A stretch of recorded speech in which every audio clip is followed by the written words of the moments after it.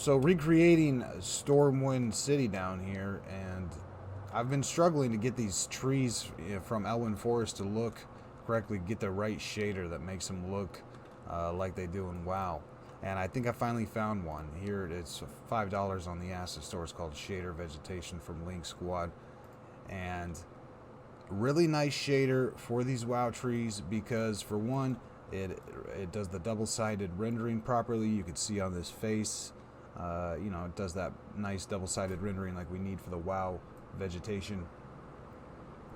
And it also does a real nice wind movement on the leaves. You can see that the leaves are moving around, and WoW by default doesn't do that, so it's real nice to have that addition of some leaf movement even on these basic WoW Classic trees.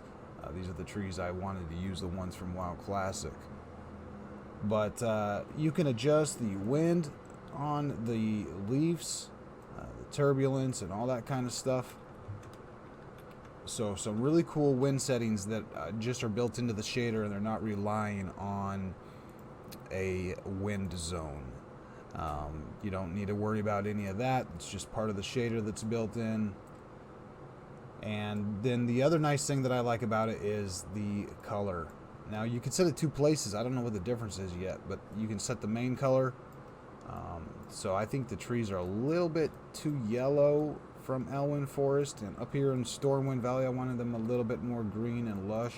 So with this color value I can adjust and darken it. The nice thing about that is you can kind of set up a random color range when you place your trees down, and so that all your trees come out with different colors, a little bit different colors, maybe a little bit more yellow, a little bit more green, and maybe you have a fall scene and you need to get some of those autumn looking trees.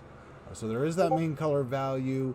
Now I don't know what the difference is, but there's also the leaf color and a bark color. So I could get the same effect by setting this leaf color right here and just getting those trees to look a little bit more green. Now the nice thing I like about the shader is it's double-sided.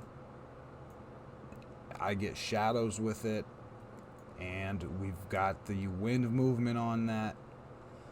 The shadows aren't too strong on the leaves. A lot of times with these tree shaders, the shadows from these WoW trees are just so strong that you get these dark areas in the trees that don't make sense.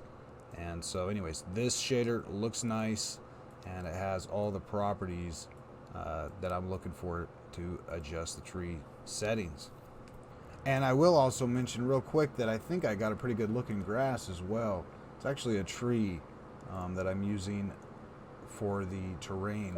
But if I go ahead and paint this tree on,